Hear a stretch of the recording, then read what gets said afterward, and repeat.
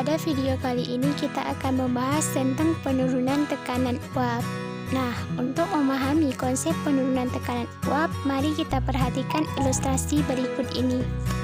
Pada saat kita memasak air dalam wadah tertutup, terjadi perubahan wujud cair dari fase cair menjadi gas dengan persamaan reaksi H2O cair menghasilkan H2O gas.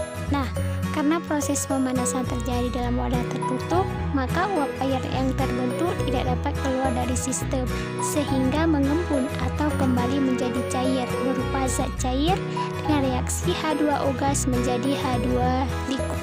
Nah, kedua proses ini terjadi bersamaan hingga tercapai reaksi kesetimbangan atau reaksi dua arah atau H2O liquid menjadi H2O gas. Nah, tekanan uap yang ditambahkan pada saat tercapainya kondisi kesetimbangan inilah yang kemudian disebut dengan tekanan uap. Nah, pertanyaannya, bagaimana jika di dalam air dimasukkan zat pelarut seperti gula misalnya, apakah akan berpengaruh terhadap tekanan uap jenuh? Nah, penambahan gula ke dalam air dapat menghalangi pergerakan molekul-molekul air untuk menguap dan menyebabkan tekanan uap jenuh larutan menjadi lebih rendah daripada tekanan uap jenuh air atau pelarut murni. Nah, dari ilustrasi ini dapat kita simpulkan bahwa penambahan zat pelarut dalam suatu larutan akan menurunkan tekanan uapnya, sehingga tekanan uap larutan yang dilambangkan dengan P lebih rendah daripada tekanan uap pelarut murni yang dilambangkan dengan P0. Berikut selisih antara dua pelarut murni dengan tekanan uap larutan disebut dengan penurunan tekanan uap yang dilambangkan dengan delta P, yang secara matematis dapat dituliskan delta P sama dengan P0 kurang P.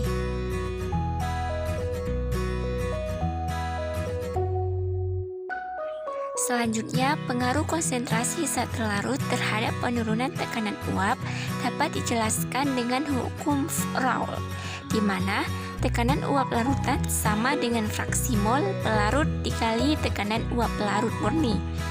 Kemudian, karena fraksi mol sama dengan mol pelarut dibagi mol total, yaitu mol pelarut ditambah mol terlarut, maka persamaan ini dapat diturunkan menjadi tekanan uap larutan sama dengan mol pelarut dibagi mol total, yaitu mol zat pelarut ditambah mol pelarut dikali tekanan uap pelarut murni. Nah, selanjutnya, apabila diturunkan ke dalam rumus penurunan tekanan uap, maka akan diperoleh persamaan penurunan tekanan uap sama dengan penurunan tekanan uap murni dikali fraksi mol zat larut. Kemudian, karena fraksi mol zat larut sama dengan mol zat larut dibagi mol total, maka persamaan ini dapat kita turunkan menjadi penurunan tekanan uap sama dengan tekanan uap pelarut murni dikali mol terlarut dibagi dengan mol total, yaitu mol terlarut ditambah mol pelarut. Nah, persamaan ini berlaku untuk larutan non-elektrolit seperti larutan gula dan urea. Lalu, bagaimana dengan larutan elektrolit? Larutan elektrolit kuat seperti NaCl memiliki derajat ionisasi 1, yang artinya dapat terurai sempurna dalam air menjadi ion-ion. Kemudian untuk zat elektrolit lemah memiliki derajat ionisasi lebih besar dari 0 tetap, kurang dari 1, yang artinya dapat terionisasi sebagian dalam air. Sedangkan zat non-elektrolit memiliki derajat ionisasi 0, yang artinya tidak dapat terionisasi dalam air. Nah, berdasarkan hal ini, terlihat bahwa semakin elektrolit suatu zat larut, maka akan semakin banyak partikel zat larut yang menghalangi air untuk menguap, sehingga tekanan uap jenuh semakin rendah. Maka jika kita urutkan besarnya tekanan uap air pelarut murni dengan ketiga larutan ini pada konsentrasi sama, urutan dari tekanan uap yang paling tinggi adalah pelarut murni, kemudian larutan non-elektrolit, kemudian larutan elektrolit lemah, kemudian larutan elektrolit kuat. Selanjutnya, untuk menghitung penurunan tekanan uap larutan elektrolit, kita harus melibatkan faktor-faktor Van Hoff yang dilambangkan dengan I, di mana faktor-faktor Hoff sama dengan 1 ditambah alfa dikali N dikurang 1, dengan N adalah jumlah ion yang dihasilkan dan alfa adalah derajat ionisasi.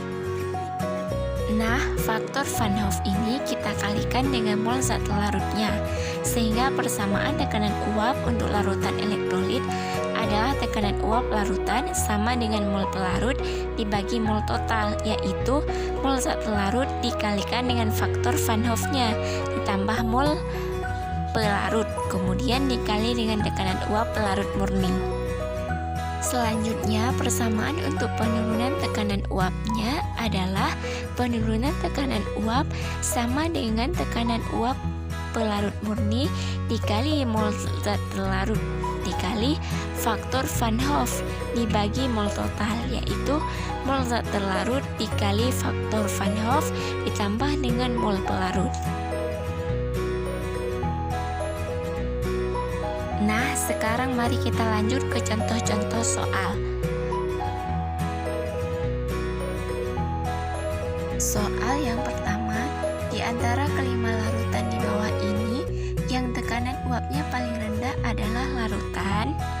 Nah, diingat kembali bahwa dengan konsentrasi yang sama, urutan dari tekanan uap paling tinggi adalah pelarut murni, kemudian larutan non-elektrolit, kemudian larutan elektrolit lemah, kemudian larutan elektrolit kuat. Kemudian yang harus teman-teman perhatikan adalah untuk larutan yang sejenis dengan konsentrasi yang sama, semakin banyak jumlah ion yang dihasilkan, maka tekanan uapnya semakin rendah. Nah, sekarang mari kita perhatikan opsi jawaban satu persatu. Untuk Na2CO3 merupakan zat elektrolit lemah yang jika terionisasi akan menghasilkan 3 ion. Kemudian CH3COOH juga merupakan zat elektrolit lemah yang apabila terionisasi akan menghasilkan 2 ion. Lalu yang C6H12O6 adalah gula yang merupakan zat non-elektrolit.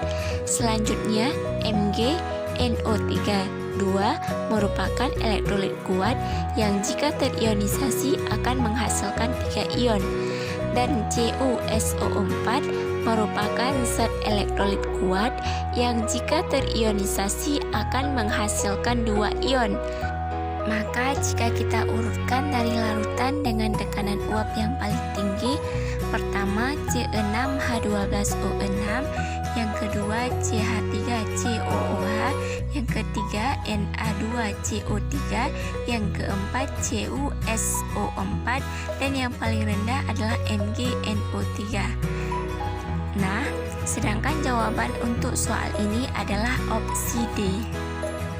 Soal yang kedua, hitunglah penurunan tekanan uap larutan yang dibuat dari pelarutan 9,5 gram thiourea ke dalam 90 gram air jika diketahui tekanan uap air pada suhu 25 derajat Celcius adalah 23,76 mm3. Untuk soal ini, pelarutnya air dan zat larut thiourea yang merupakan zat non-elektrolit, sehingga persamaan yang kita gunakan untuk menghitung penurunan tekanan uap larutannya adalah penurunan tekanan uap sama dengan tekanan uap pelarut murni dikali dengan mol zat larut dibagi dengan mol total, yaitu mol pelarut ditambah dengan mol pelarut.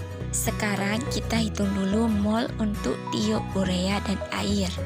Diingat bahwa rumus mol adalah massa dibagi massa molekul relatif atau MR, dan di soal sudah diberikan data massa serta massa molekul relatif atau MR untuk thiourea maupun air. Untuk thiourea, molnya adalah 9,5 gram dibagi 76 gram per mol, hasilnya adalah 0,125 mol. Kemudian untuk air, molnya adalah 90 gram dibagi 18 gram per mol, hasilnya adalah 5 mol. Berikutnya di soal diketahui tekanan uap air yang dilambangkan dengan P0 adalah 23,76 mm Hg.